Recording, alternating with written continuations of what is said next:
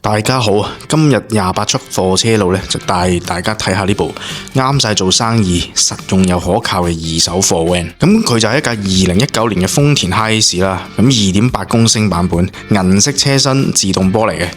咁喺市場上都係比較熱門嘅型號啊。咁即刻就帶大家睇下啲細節位啦。咁先講外觀啦，整體外觀都算 OK 嘅。車頭車尾唔算太多花粒啦。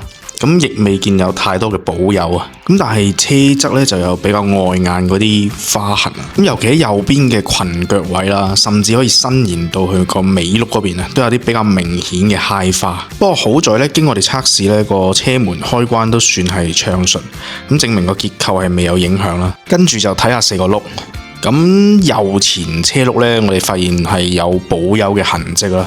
咁輪胎係要讚嘅地方。除咗配備咗4條 Yokohama 貨 van 專用胎之外咧，咁胎嘅狀態都好好嘅，胎紋夠晒深。咁呢款胎都出名係咬地同慳油嘅，算係車盤加分位啦。好啦，跟住帶大家睇睇個車廂啦。咁上到駕駛室咧，成個空間都好乾淨，冇異味。座位操控區都保養得唔錯，中控台嗰啲掣咧運作正常嘅。咁咪標清晰，軚盤握感良好，揸得舒服。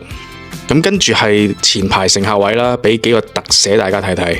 咁之後係後排乘客位，3座位佈局啦，咁整體都 OK 嘅。咁不過就發現有幾個穿窿位啦。地下我就覺得好靚嘅。咁首先係木地台仲好新淨啦，冇發水泛毛。咁木質地台放工具嗰啲都係相當方便。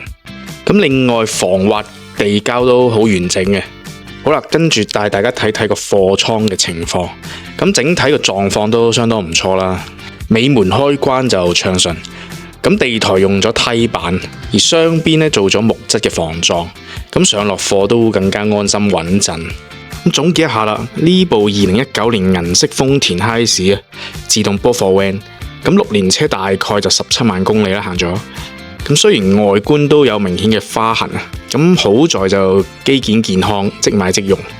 車行放盤價就18萬8，有興趣嘅老闆咧，歡迎喺留言區點擊個車盤 link， 咁 click 入去之後就見到詳細嘅車盤資料啦、車相同埋車主嘅聯繫電話。好啦，今日就分享到呢度啦。想睇多啲二手車盤嘅朋友咧，記得 follow 我哋嘅頻道。咁下次再見啦，拜拜。